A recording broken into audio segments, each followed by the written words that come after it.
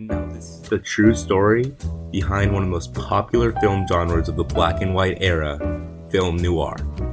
Film noir was created in the 1940s by Orson Welles, with what is considered to be the best film in cinematic history, Citizen Kane.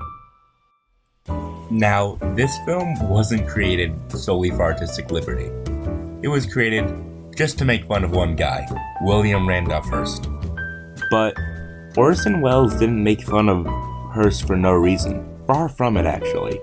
Because Hearst is one of the most powerful men in Hollywood history. Far more powerful than pretty much everybody in today's Hollywood, by far. But to truly understand why both these men ended up like they did, you gotta look back on their entire lives, and that's what we're gonna do throughout this video.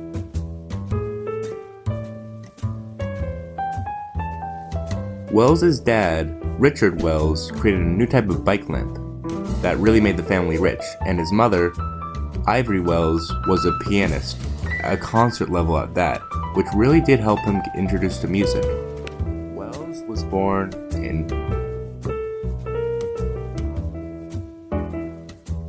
but he really grew up in Chicago, because that's where he spent most of his early childhood. Unfortunately, his parents did get a divorce, but he went with his mother, who soon passed, of a very unknown disease at the time, but it's believed to be some kind of cancer today.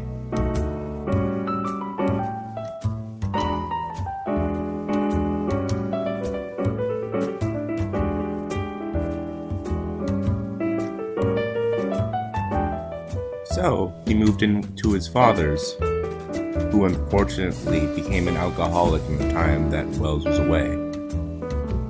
So he died around Welles' 13th birthday, but somehow the death of his father became a positive in his life, as because of this he was adopted by a woman named Dr. Maurice Bernstein, and she saw in Welles' natural talent for all things entertainment. So she enrolled him at a school for it, called the Progressive Todd School. Here's where he learned pretty much everything he knew about theater, and really got into writing and directing. Now let's hear an interview from the man himself, Orson Welles, on his childhood. I regard working as part of life. I don't know how to distinguish between the two. I know that one can, and people do. I honestly think that the best answer to that question that I can give you is that the two things aren't separated in my mind. There are people who devote everything to their work and have no life at all. But you have lived in a big way and you have worked in a big way. And I don't separate them. To me, they're all part of the work is an expression of life for me.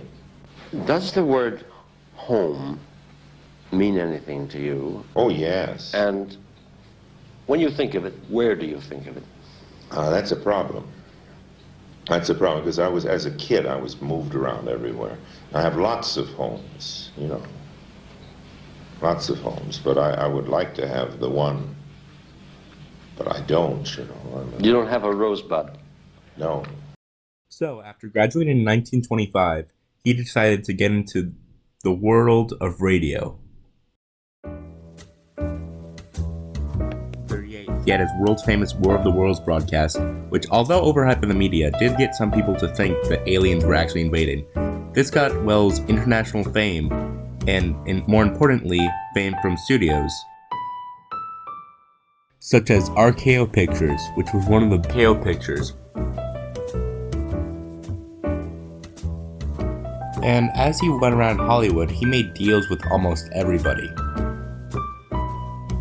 And this leans Welles into our next subject, William Hearst. Hearst was cursed with one of the worst things to ever happen. He was rich at birth, which made him extremely sad throughout most of his life, because that means he can never truly earn his money.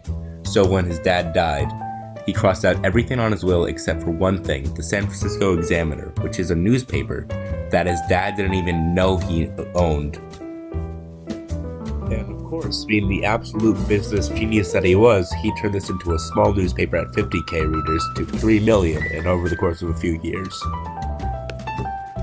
But he didn't really do this through the best of tactics. and he used something called yellow journalism.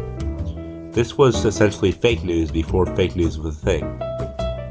He mainly did it about the Spanish-American War, and he's believed to be one of the main causes of it, saying to one of his journalists, you furnish the pictures and I'll furnish the war.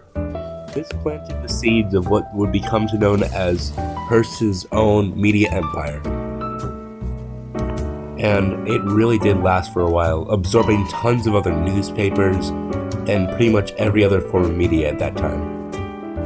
His media empire grew substantially, and soon included pretty much every single form of media at that time.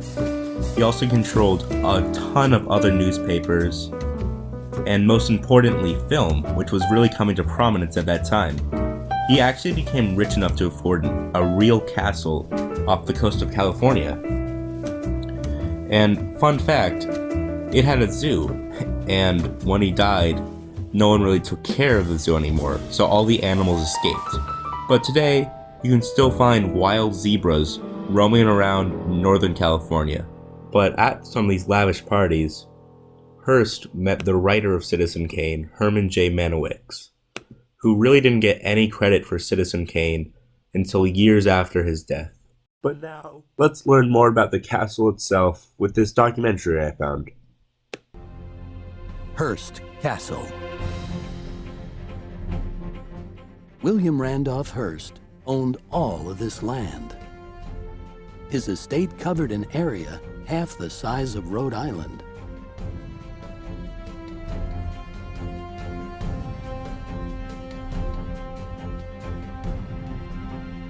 Hearst was the Rupert Murdoch of the early 20th century.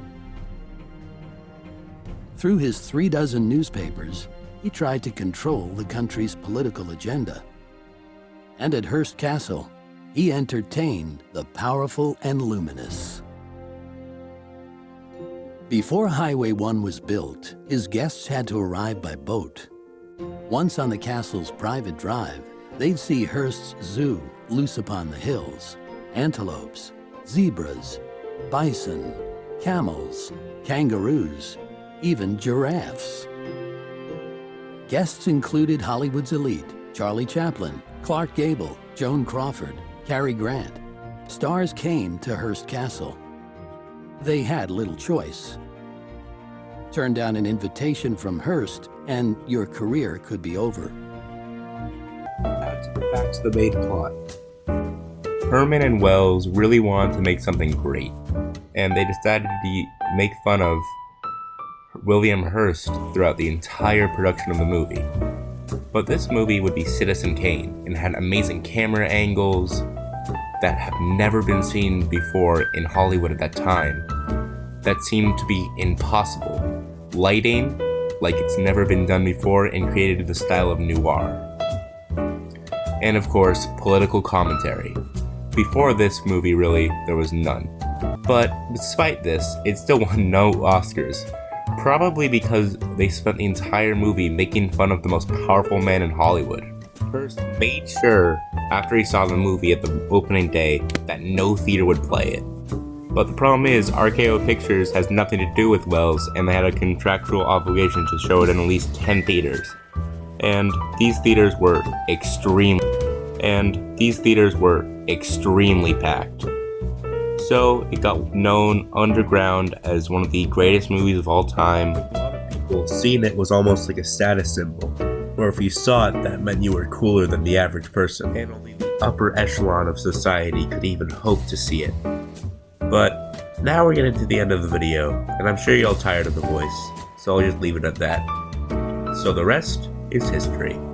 Thank you, and have a good day.